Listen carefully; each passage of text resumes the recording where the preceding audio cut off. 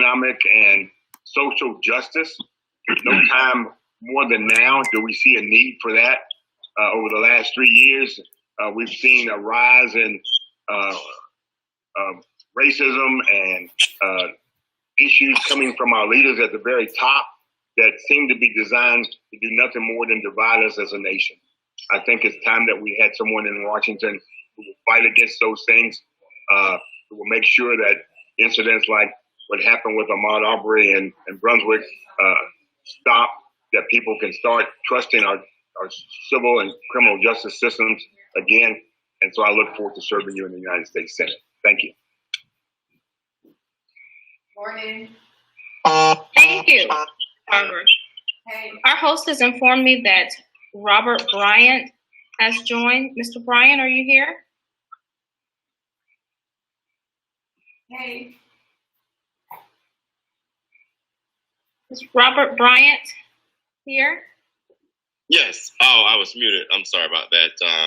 Had a few challenges this morning. Top of the morning. Mr. Bryant, can you tell us what position you're running for and why voters should elect you? Sure. Again, apologize for the delay for a number of things, but I am actually in the race for the Public Service Commission for District 1. Excuse me. What that means, District 1 is all of South Georgia. So think about Chatham County, sort of a straight, jagged line all the way across to Muskogee County. All the counties that fall up under that line would be considered the first district. The Public Service Commission is split up into 5 regions, so you'll have one commissioner per region. Excuse me. And so what happens with that is everyone has a chance to vote on that individual regardless of the region that they're representing. And the Public Service Commission basically is the body that regulates utilities. And was the other part of your question the why, or are we doing that later? I'm sorry. Yes, a succinct statement about why you're running. Right. And again, allergies are killing me, but excuse me on that. I decided to run for the PSC District 1 after looking at their website and realizing that the voices for people of color and the voices for working class Americans or Georgians and the voices that will offer a different perspective are missing from that planning table. Right now, you see 5 individuals that create a homogenous group. And as we all know, sometimes that current group leans more towards the corporations and maybe not so much the consumers. As a matter of fact, we saw a rate hike just this past January. And that's the result of individuals not really thinking about the consumer, but thinking more about the lines of helping the Georgia powers of the world. So we want to either balance or reverse that trend so that our consumers can win sometimes and not just the CEOs of these companies. Thank you very much. Okay, I'm going to read the first question. I want you all to ponder on it, and then we will go back through the list. When you give your answer, please keep it to under 1 minute. If you somewhere around 1 minute. If you go over a minute, that's fine, but somewhere in the 1 minute area, since we do have about maybe 10 or 11 people on at this point. The very first question, and we posed the same questions to the women on the June 9th ballot and some other women who are running in November. We posed the same question to them last week. So now you all are getting the same questions. The first question is, with COVID-19 upsetting the balance of everyday life here in Augusta, what is the one thing that you believe has impacted the community during this pandemic that you think needs to be addressed? And how has it not been addressed? What will you do to change it? We will go back to the beginning of our list. And Mr. Steiner, can you answer that question? Yes, thank you. The COVID virus is something that 4 or 5 months ago, virtually none of us had even heard of. Since then, it's become a worldwide pandemic, and it has hit Georgia probably just about as much as any state, and also areas in the 12th district. I believe that all things considered, that our local leaders have done just about everything they can. They've done a good job to deal with this situation, even though, as I say, there have been too many deaths, too many cases. I know when I go to a restaurant, the places I go to do a good job of separation, 6 foot physical distancing, and it's something that, again, no one could have anticipated just a few months ago. I think our community has done a good job of dealing with it, and I can't wait for an truly effective treatment and/or a vaccine to put this thing out of our lives. So that's what I feel about our community and they're dealing with the COVID virus. Thank you. Thank you, Mr. Steiner. Same question for you, Mr. Cummings. Yes, ma'am. I think some of the things that need to be looked at are small businesses need access to federal funding. We've got to have equal distribution of funds so that when that small business closed down and the opportunity to reopen, they have the ability to reopen. All of this is about funds and about surviving. These small businesses is the bedrock of survivability for our community. So I think that something needs to be put in place to ensure that the big businesses that are basically rich and can survive something like this don't get the money that a small business should be getting. And secondly, unemployment compensation. Some people are getting the unemployment compensation in $600. Some people are getting unemployment $600. Some folks are getting the $600 and not unemployment compensation. I think this is a great time to take a look at where the flaw comes in and how do we correct this problem going forward. Some folks are enjoying a sustained lifestyle during this pandemic, and others are struggling. We got to make sure that everybody is in the picture. Thank you. Thank you. Mr. Cluis, are you still there? Can you give us the answer to that same question? Yes, ma'am. COVID-19 we've seen has been a defining moment in our time and our history. This is something we're going to look at, how our lives have changed from before and after the pandemic. The economic fallout from this is going to be catastrophic, and it's going to take years to recover. Small businesses, some will close their doors. In some cases, public service organizations are going to see dramatic cuts to discretionary programs and social services. These will be necessary cuts, but they'll be sad because it affects the people that depend on them the most. So in leading the Richmond County Sheriff's Office, I will accept a leadership role in making difficult decisions. I have the experience to understand where to save money and these services sacrifice. Now, more than ever, the community needs a leader who pledges fiscal responsibility and competence in the manner tax dollars are spent. I will be accountable, transparent, and fair in any decisions made for the betterment of the organization and the community. Thank you. Mr. Blackman, COVID-19 question for you.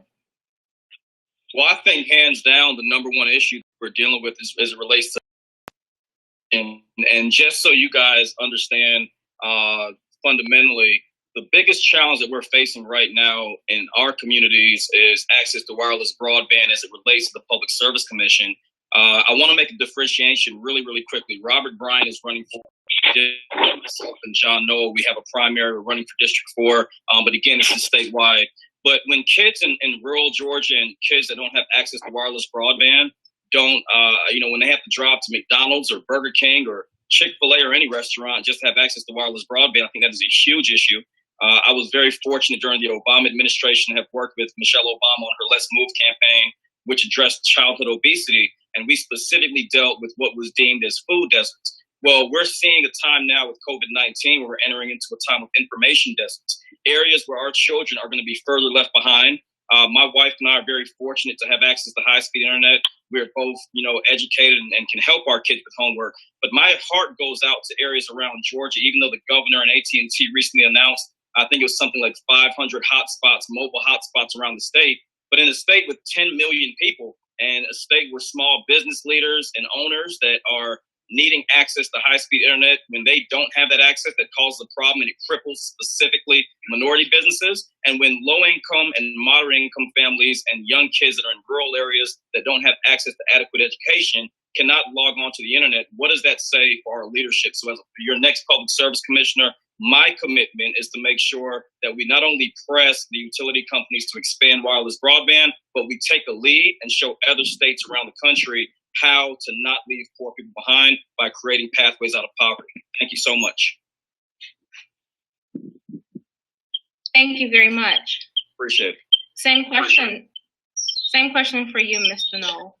Yes, ma'am. I think my friend Daniel Blackman makes a very good point. Broadband is really important.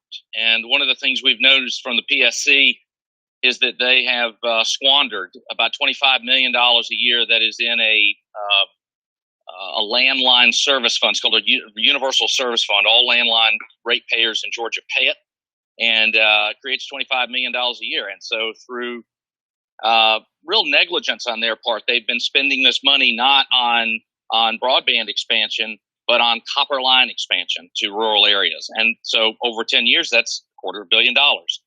But the most important thing, and broadband is key, but the most important thing is COVID bill relief. And the PSC is supposed to be the commission for the people. And yet these 5 Republican commissioners who are in the pocket of the power company have decided that it's okay just to waive late fees and waive disconnections for now. Already Georgia Power is coming after ratepayers, starting to do this. And I think if you filed unemployment in the state of Georgia and you have a letter of determination from the Department of Labor, and I was delighted to get the endorsement of Richard Keatley, the 2018 Democratic nominee for that office, who, by the way, be doing a better job than Mark Butler. But anyway, that point is that at the end of that determination letter is your last bill on us. I think we can figure out a way that a company that makes $1 billion like Georgia Power can be browbeaten into eating a little bit of money in an unprecedented time to help the people that it serves. And it is our job as public service commissioners to fight to those people and those ratepayers. And we're not doing it. And the PSC needs to do it. And so I'll take my business experience of 20 years right to them. I'm ready to take this fight to the Public Service Commission. Thank you, Mr. Knoll. Corey Johnson, same question about COVID-19.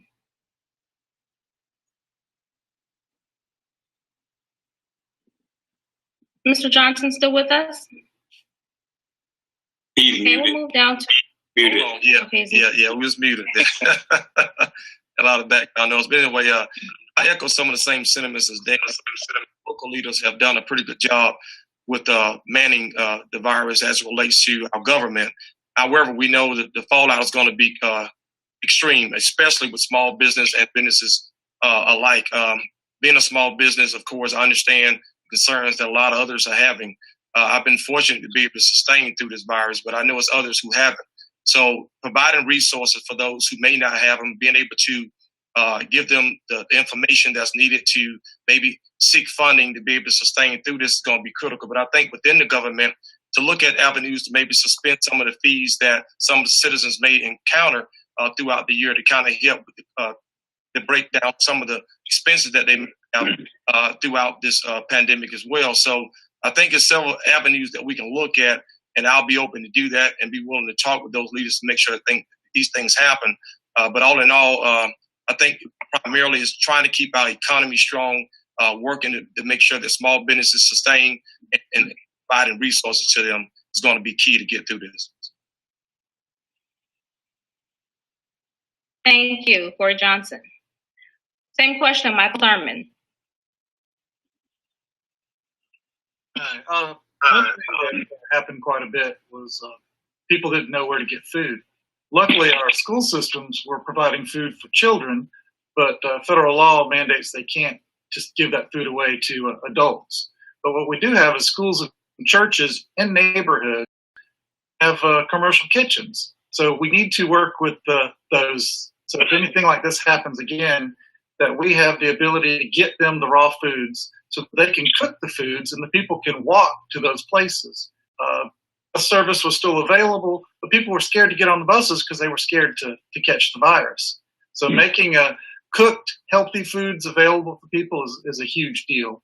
And also, we've got a big problem with money. The cities cost a lot of money being shut down like it has, and we've paid rightfully so, we've paid our workers a hazard pay. So we're going to have a pretty big hole in our budget. So what we need to make sure we do is look at our budget and see if there's any way we can trim without laying anyone off. Absolutely refuse to lay any person off. But see if there's any way to trim that, and then make sure people know that Augusta's open for business. So when it's safe, come here, spend your money so we could get tax dollars, but move to Augusta. Move your family here so that you can realize how beautiful of a town this is, and help us close that hole and help us recover from this terrible thing that we've been going through. As a small business owner, Mr. Johnson had a lot of good points. We've been hit pretty hard, and we need to look at those as well, but we've got to take care of ourselves first, make sure our people are fed and our government's not going to go bankrupt, and then move forward from there. Thank you. Thank you. Robert Bryant, same question. Thank you. One of the things I've learned while working in higher education and consolidating two universities in the university system is how to manage crisis. And a lot of times we don't have the infrastructure to manage a crisis, as we just learned, national or even a smaller level than that. We heard about the broadband piece. That was a very serious issue that we got caught with our pants down, if you will. And that not only impacted children, but it impacted everyone. So if you were able to do your doctor's appointments or whatever that case may be, your business online, there are people in rural Georgia that were not able to do that. We found that many people lost their jobs. And so now they're in a process of trying to figure out, well, how do I, pay rent, or can I even pay rent and utility bills? So we were not ready to manage that crisis.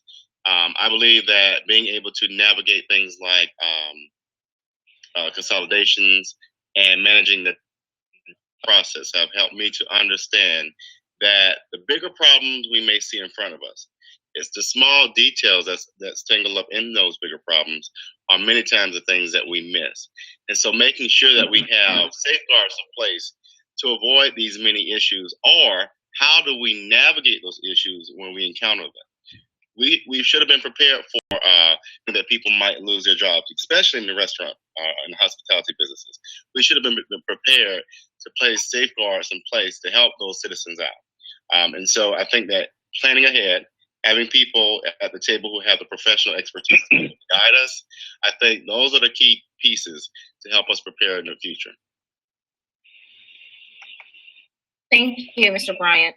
Robert Cooks, same COVID-19 question. Yes. My immediate concerns are the community at large, making sure that we're getting them tested as quickly as possible, and we can address the concerns for utilities and rental evictions that's coming up. Secondary to that is a strategic plan and initiative to support the businesses that are floundering right now because of lack of opportunity. We've got to put in measures that will be able to address those concerns as a city government so that we can help those businesses. This past week, they were trying to pass an ordinance to allow businesses to move outside, but they only wanted it for just downtown, which I thought was a mistake. It should be for the entire county. Open air helps people stay safe. That was a short-sighted mistake, in my opinion. I'm not sitting right now on the commission, but had I been there, I would have been fighting for making sure it's throughout the entire county.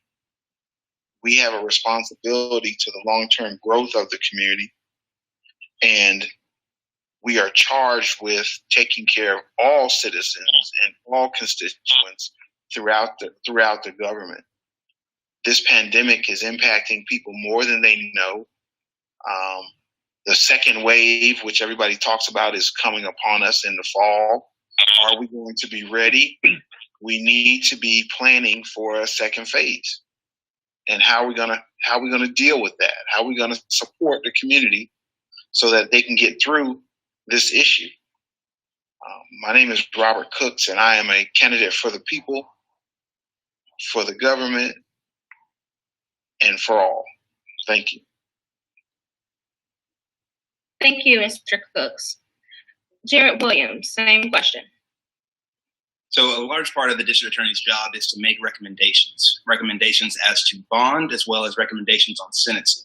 And so when Lil Billy gets arrested and they don't let him out pending his trial, that's largely due to decisions and actions taken by the district attorney. And if Lil Billy then sits in that jail cell for 2, 3, 4, 5 years waiting on his case to resolve, that's also falling on the district attorney. And so the way that this relates to COVID-19 is we have a lot of people who are in the jail right now who either haven't gotten bond or were denied bond because the DA recommended no bond on a nonviolent case where there's no basis to believe they're going to flee the jurisdiction or hurt anybody pending trial or commit another crime. And those people are now in this petri dish of a jail susceptible to this pandemic. There's also people who are in jail for nonviolent offenses who are still waiting for their trial date. They can't get anything done. And so when we have something like a pandemic where we have no court dates anymore, or very limited court dates, you have these cases that are pending and just taking even longer. And so it denies access to justice for the person accused of the crime. It denies access to justice for any victims of the crime, for the families. And so we have to have a district attorney's office that, one, understands and has a plan to reduce crime. And part of it is by understanding that when someone spends 4 or more days in jail because they were denied bond, they are 50% more likely to commit another crime in your neighborhood. And so when we make decisions on bond, we have to be thinking that way. And when we have cases that are not resolving because the district attorney's office is not working with the defense bar, not working with the court to actually move the process along, it means that we're going to have people tying up the jail and resources that should be spent on actually reducing crime and protecting the community from dangerous criminals, not just the run-of-the-mill offender. And so I think more efficiency and more understanding of how we actually reduce crime is the way that we can avoid some of the problems that this pandemic has caused for the criminal justice system. Thank you. Thank you. Ramon Lampkin, you have the floor. Thank you. As being part of the government, I think we're doing a good job for us communicating with the citizens of Richmond County. What we're trying to do to keep everybody safe. We've stopped a lot of the businesses. We closed some of them down. And actually, as far as my office, we stopped evictions. So we didn't do any evictions, and we're not going to do any evictions right now, just to flatten the curve and keep people going out in the public. So as for working in the government, I think we're doing a good job of communicating with everybody and just being mindful of the local businesses, keep them going and things of that nature. So thank you. Thank you, Mr. Lampkin. And finally, Mr. Tarver. Same question. Okay, as I understand the question is it's the one thing that has impacted the community during the COVID-19 crisis that needs to be addressed, and how will I address it? Yeah, I think that's a perfect question for someone running for the U.S. Senate. Certainly Congress acted as quickly as they could and appropriately in addressing the anticipated fallout from COVID-19. I think the one thing that COVID-19 has done for the entire community is that it's inserted a high degree of uncertainty into all of our lives. It doesn't matter whether you were successful or unsuccessful. If you were having problems before COVID-19, when COVID-19 hit, those problems were enhanced. If you were doing well in your business pre-COVID-19, when COVID-19, when we started to feel the impact of COVID-19, you weren't doing as well. One of the concerns that I had about the way in which Congress acted is that they identified limited ways in which businesses and individuals can receive the stimulus that was directed to help the economy. Much of the approach was directed towards individuals who had existing relationships with banks. It was addressed towards individuals who had regularly filed their federal returns. And if you fell in one of those categories, it made it easier, or it was supposed to make it easier for you to receive the stimulus that was available to address some of the uncertainty. But what I would do is I would also make other means available. Even as a candidate, I get contacted by people on a daily basis who either don't have banking relationships or who have not, for whatever reason, filed tax returns. They still need stimulus dollars. They still need the support that the federal government has made available. And so I would certainly look for alternative ways to make sure that people can access the stimulus that is available for the citizens. So thank you. Thank you, Mr. Tarver. And thank you all for answering that first question. You all did a very good job. Here's our next question. The entire country's eyes are on the Ahmaud Arbery case, the 25-year-old young Black man jogging in Brunswick, Georgia, shot and killed. He was killed and 2 men were arrested for the shooting, and there was a third man arrested for videotaping that incident. The country has talked a lot about race relations and racism in response to that shooting and killing. Can you talk about your position, based on the position that you're running for? How do you see Augusta and the state of Georgia taking charge and setting the example for the country to follow? Right now, we've been hearing talks from state lawmakers about House Bill 426, that's the hate crime bill. There's also another version in the Senate as well. Where, in your position, based on your position, where do you think Augusta should be? Where do you think the state of Georgia should be? And do you support the hate crime bill that's going to possibly soon be discussed in the state legislature? And I would like to start from the bottom up. And so we will start with Mr. Ed Tarver to answer that question. Okay. Certainly, I support Georgia's passage of an hate crimes legislation, but I also, as a U.S. senator, I would advocate a complete revamp of law enforcement practices and methods. I think that we need to, at some point, start taking seriously the notion of implicit bias. When you look at our jails and our prisons, not only in Georgia but nationwide, you see continually an overwhelmingly high percentage of Black and brown individuals who have been charged with crimes of aggressive. We have credible reports from the Brennan Center that show that if you're Black or if you're brown, if you have an encounter with law enforcement, you're more likely to be arrested.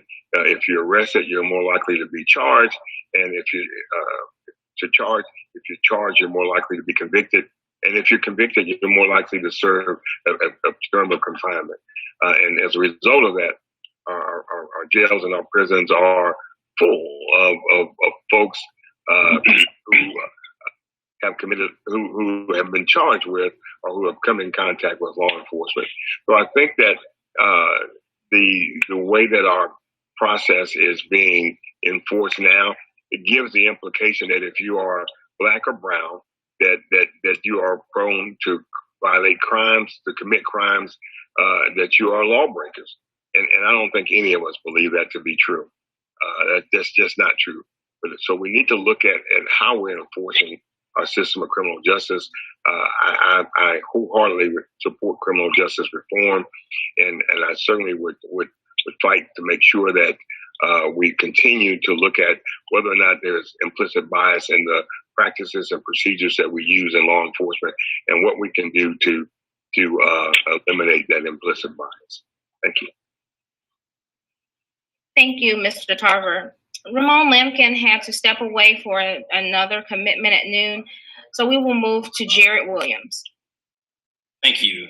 Yes, I do support the hate crime bill. Georgia is one of only 4 states without one, and so that needs to change. But we need to understand that a hate crime bill alone is not going to fix the problems inside our DA's offices. The only reason those men felt comfortable enough to form a lynch mob and kill an unarmed black kid is because they knew that the system was going to bend over backwards to try and protect them. And they didn't take these guys to grand jury and charge them because they saw the video. They did it because we saw the video. If that video hadn't gotten out, they would still be trying to protect them. So we need to clean up our DA's. We need to bring integrity and real leadership, and we need representation in the DA's office. Right now, our DA's office for Richmond, Columbia, and Burke County has 25 some odd attorneys. There are 0 minority attorneys at all, African American or otherwise. How does that happen? When you have the majority of the people who come through the system look a certain way, and none of the people making the decisions over their lives and their families' lives for generations have any connection to them whatsoever, that's a problem. And it's not just about having minority faces in the room. It's about having people with actual lived experience, members of the community who understand the human impact of our criminal justice system. I had the opportunity to meet Ahmaud Arbery's family. I went to his graveside. I met his grandma, his mother, his cousins. And, those women are not going to allow his death to be in vain. They're going to do everything they can to try and shed a light on what needs to happen to make this never happen again. I put out a video on Ahmaud Arbery the same week that came out. I encourage you to go to Jared Williams for District Attorney on Facebook or YouTube and view my video on what we're going to do in my DA's office to make sure that this does not happen in our community. Thank you. Thank you, Mr. Williams. Robert Cook, same question.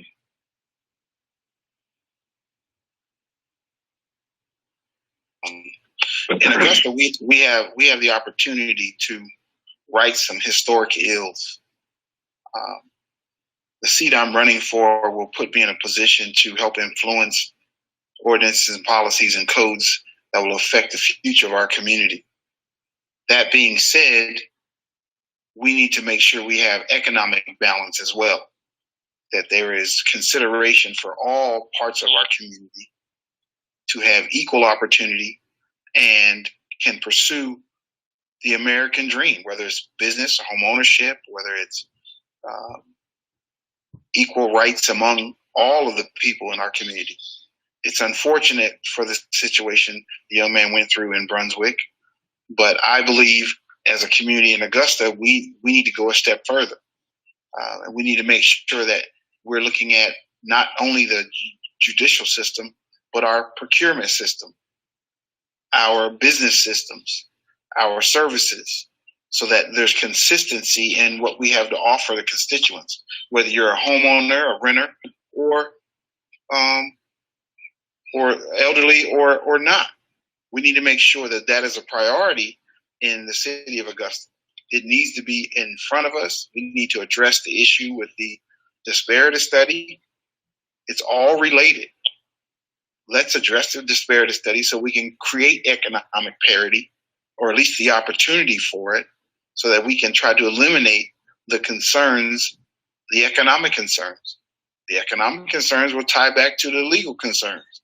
So it's cyclical, and I think with the right persons in place, working together with consciousness, fairness, and equality in mind for the whole, we will have a better community. Thank you. Thank you, Mr. Cooks. Mr. Bryant, you have the floor. Thank you. For over 20 years, I've worked as a diversity, equity, and leader in higher education. And so moments like this with Ahmaud are just very disappointing and saddening for me. Not only because a lot of people suffer and our community suffer, but because we have still as a nation not realized that this has become a new norm that we cannot continue to accept. and a new norm that we need to fix. We need to start holding our legislators accountable and find ways to end this.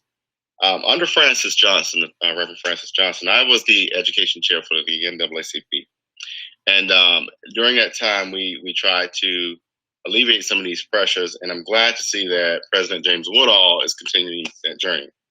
I do know the current hate crime law that's being considered may not be comprehensive enough. And so before that bill is passed, I think we need to follow the leadership of the NAACP to make sure that they're vetting that correctly and that the statute is just not water-based, meaning that we need some teeth to that law. We don't want a law that just basically is a pop on the hand. We need to send a serious message that when you come out against people of color, LGBT communities, women, or whatever, that you will feel the result of that. No longer can we accept citizens to be attacked based on their identities. That's not who we are, and I think we need to stop that. In this particular case, I think that it's sad that we have former law enforcement officers and current law enforcement officers and a governor to ignore the cover-ups that have been going on in Glenn County for years. What do we say to our governor? What do we say to the lawmakers that represent that area? So while the PSC may not be involved with that, I will continue to run with Maud if elected, and I will be on the forefront of standing with the NAACP to make sure that we have one of the strongest hate crime bills in the nation. Well said, Robert. Thank you, Mr. Bryant. Michael Thurman.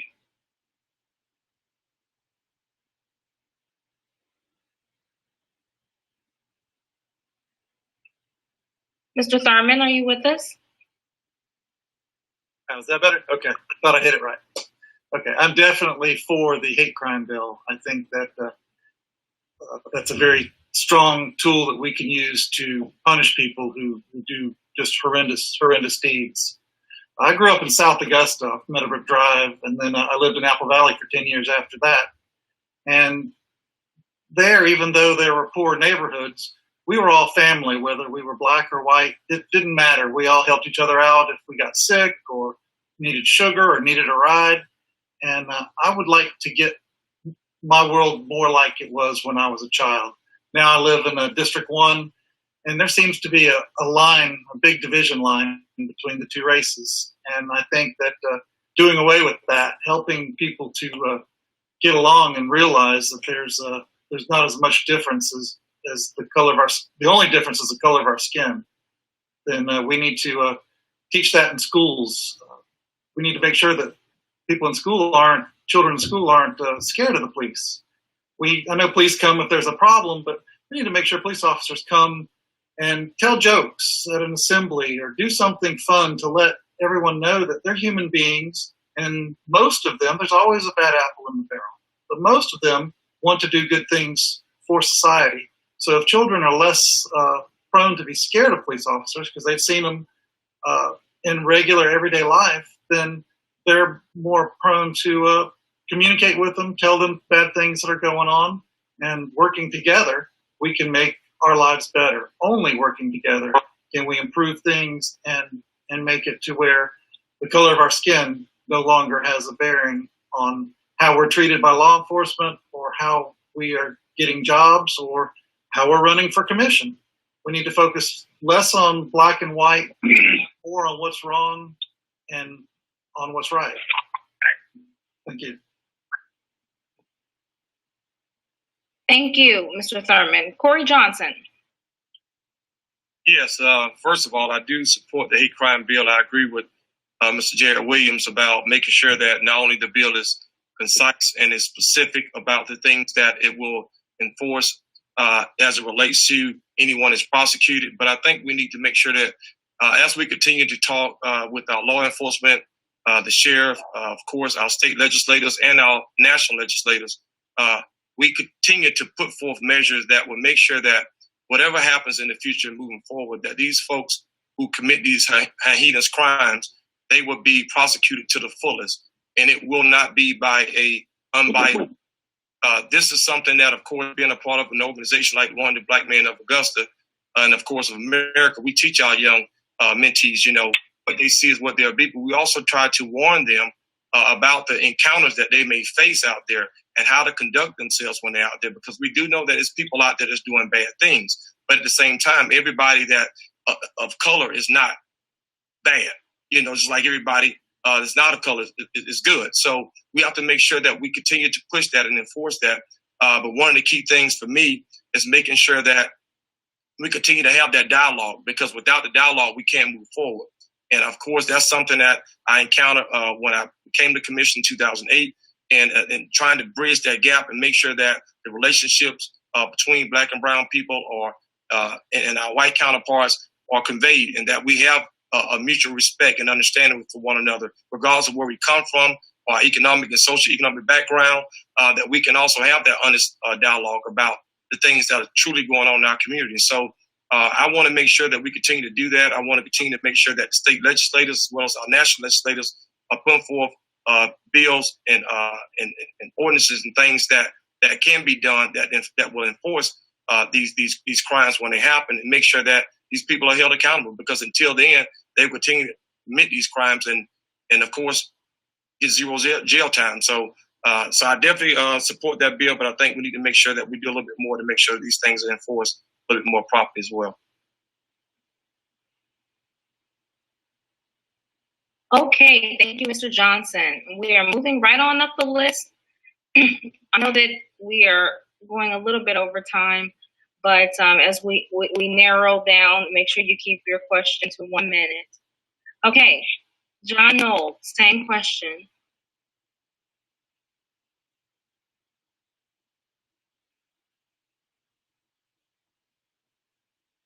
Mr. Knoll, still on?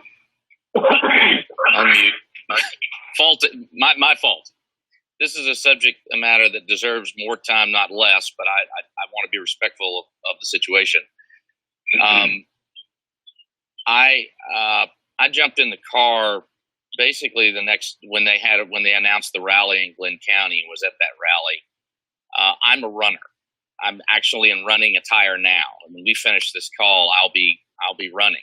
And I guarantee you that if what I had done, and I have done before, go into houses that are under construction out of interest, I'm not taking anything. He didn't take anything. I have done that. I've done that repeatedly. The difference is my color.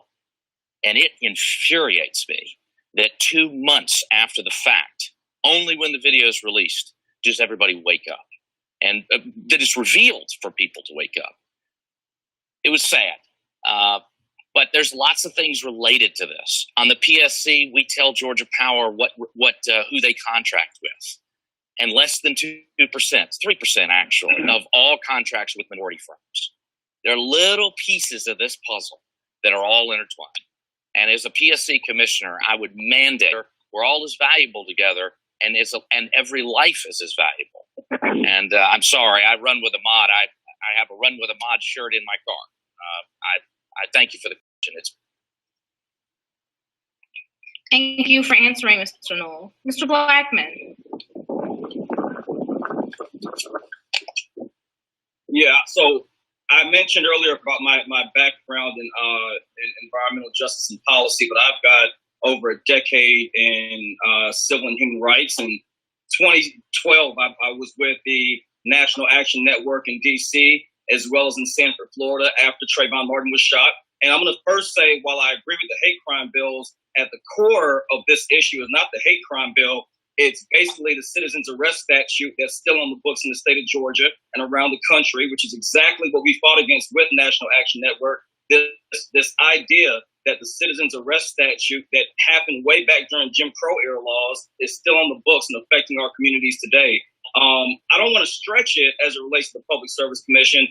But what I will say is that my commission deals specifically with the environment. And we all know on this call that environmental racism has existed for a long time. And I think racism in the United States is at the core of this issue, because as John just said, if he were running, it would not have happened to a non-Black or a non-brown person in many instances. What I will say as it relates to environmental racism is 71% of Blacks live in a county where federal air pollution standards are not followed, and that's not by happenstance. 68% of us live near coal-fired plants, and over 71% of us, and over 20% of our communities are where nuclear waste, energy waste is being put, and we're ultimately bearing the brunt of this. So poverty, environmental justice, environmental racism, dealing with these adverse challenges to our communities is exactly what I think we need to be speaking about. But again, I just want to close with this emphasis. While I'm for the hate crimes bill, I don't think that would work until we start addressing the underlying factor, which is the citizen's arrest statute that exists. We've got to move beyond it, but it takes more policy than just one bill. Thank you. Mr. Blackman, thank you. Mr. Cluess, you have the floor. All right, thank you. I agree with the hate crime bill. I think it is something that is needed. Of course, we want to make sure it's equally fair across the board. You're a person of color, or you have a different sexual orientation that you categorize yourself as. We want to make sure everybody's treated the same. I believe that as a sheriff, you have to work with community resources, whether it's your commissioners, your DA, and et cetera. So we need to look at increase of special prosecutors for police misconduct investigations, enhanced collection of the data involving police shootings and fatalities. Look at implementing implicit bias and sensitivity training to your law enforcement. So we start focusing on them areas, and then that allows us to get into more accountability to where we're holding from the DA's office, the sheriff's office, all the way down to the road officer. They're being held accountable for their action or no action. So we have to look at being transparent with the citizens as well. In this case, a citizen posted a video.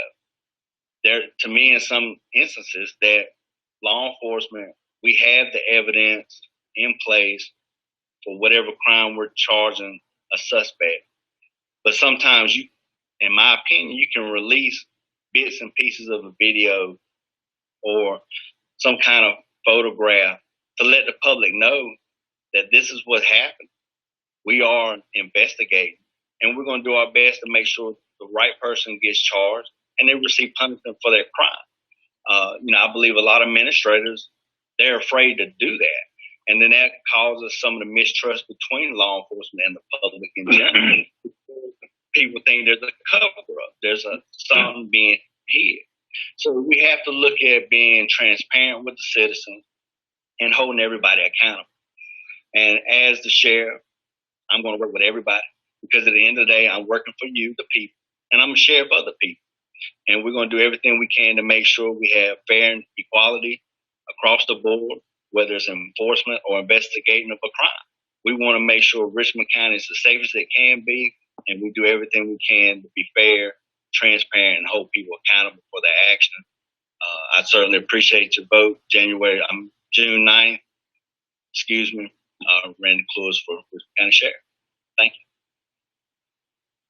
Thank you, Mr. Cluess. Mr. Cummings. Yes, ma'am, and thank you for the question. First of all, I would just like to say that I think our sheriff is doing a good job. I remember a particular incident when a young black child was running, I think it was on Peach Orchard Road, and the police officer decided to stop him and beat him up for whatever reason, basically because he was running. And Sheriff Brownfield fired the guy when he did his investigation. So I think that is the kind of example that you have to set. You have to know there are consequences for your actions. When I look at his father and son that shot Mr. Aubrey, the retired police officer apparently still felt like a police and still had this kind of relationship with the system that they feel safe and secure that we can go out here and kill this black man today and not have to worry about going to jail or suffering any consequences. And so we got to continue to let the authorities know that we are watching and that we are concerned about their actions, and they have to continue to do good work. I think Ramon is doing a good job. I think Sheriff Roundtree is doing a good job. Everybody got room for improvement, But I think in Augusta, we're trying to do the right thing. As far as the hate crime bill, I support it.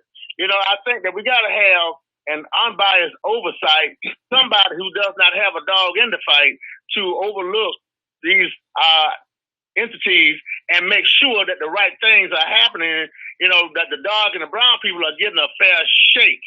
Because if you are not in the minority, if you're not in the minority, then you feel superior. You feel like you could do anything.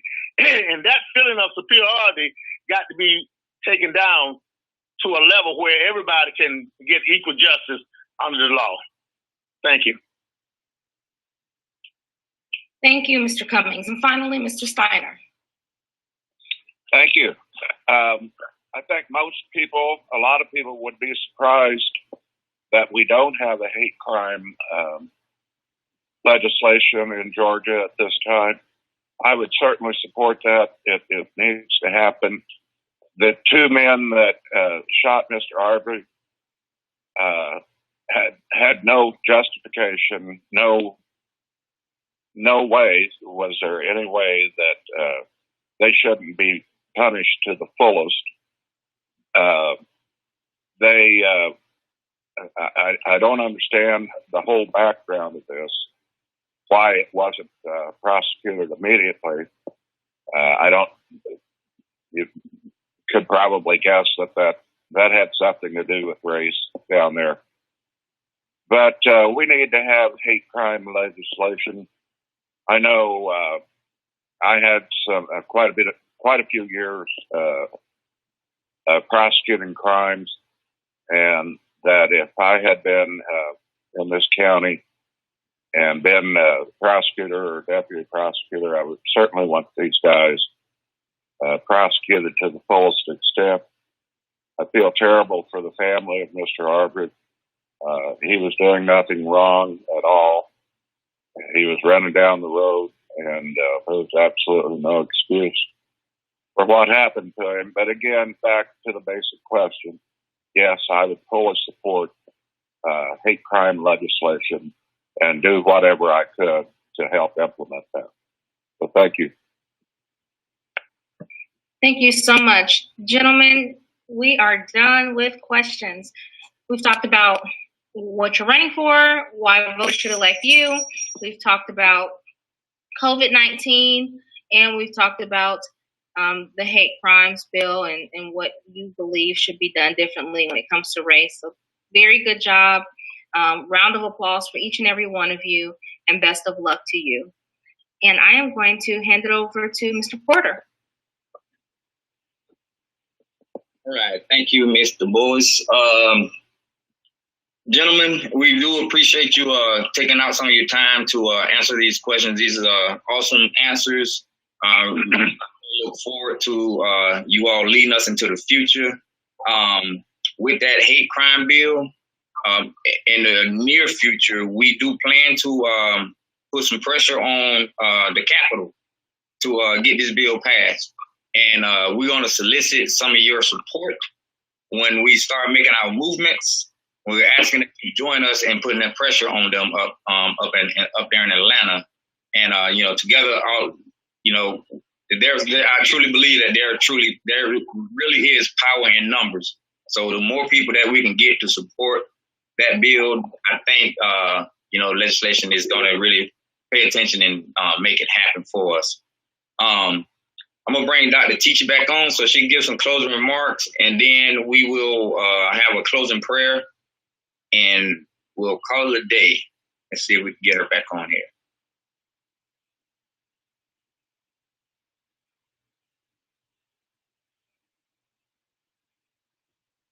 Good afternoon to each of you again. I want to echo the statements Morris just stated. And Mr. Vos, to all of you, thank you so very, very much. It has been recommended, and I think we're going to follow through. I just don't know how soon, to solicit and I request the support of all of you and many community leaders to call the Capitol next week on about the 9th of June to put pressure to have this bill passed. As one of the presenters, the candidates indicated, that it needs to be refined. It needs to be more inclusive. And if we go that direction, how soon will a bill be ready to go? Another 2 or 3 years. So I don't know all of the entities. I know a little something, but I don't know the value of not pushing it forward. We hope to have some of our legal experts to review the bill and give us some guidance and more information to follow. Again, thank you, and happy Memorial Day. It's been awesome. Someone indicated that they worked with NAN a few years ago, and we are here to be inclusive, not work with any organization. So I invite you to come on board if you feel this is something you can champion to help us to better reach the masses. As I stated, we ask all of the individuals that are able to call in to call 5 people. Let them know how important it is to vote and how important it is for those who are able to come in and give us their views of what they can do. So if we have 25 or 30 people, if they will call 5 or 10 people, that is how we're able to educate our community and make sure that everyone is able to vote and do vote. I was listening to a presenter on a different conference call this morning. She met a young lady that's 50 years of age that's never voted before. 50. So what can we do? I think it's incumbent on us to be able to reach out, and as you're walking from day to day, and even in your churches, ask everyone, have you voted? Do you need information to help you to make the best decision for our upcoming candidates so that they can move us forward? With that in mind, I want to close. Again, thank you so very, very much. Ms. Wiley, are you on? You can close us in prayer. And the members of NAN, if you'd like to stay on for a little bit longer, we can discuss the issue that has just been proposed to us. Or if you're not a member of NAN, you'd like to be a part of this discussion, just 20 minutes or so. Thank you. Mrs. Wiley, are you on? Yes, ma'am, I am. Okay, if you can lead us in prayer. And as I said, those who would like to stay on for another few moments to discuss the direction we want to go with House Bill 426, and then we'll be done for today. Thank you, Dr. Chichi. Guess what, Mr. Bo, I can never tell you how proud I am and how thankful we are for your support. Thank you. And if you want me to fill in one night for you, just call me. So again, thank you very much. Mrs. Wiley, you go forward. Thank you so much, Dr. Chichi. May we pray, please? Dear Heavenly Father, thank you so much for everything good that has happened to us this week. We, your humble servants, are on the battlefield for the people of this great city. Bless everyone that has come together today in your name to learn more about our male candidates and what they will be representing us in the future. Father, when we depart from this place, I pray that you will say to all of us, well done, my good and faithful servant. Amen. Well, thank you. Hi, everyone. Morris, could you put our members, if they can, we can see who they are. I see Buddy, John, Carolyn, Russell.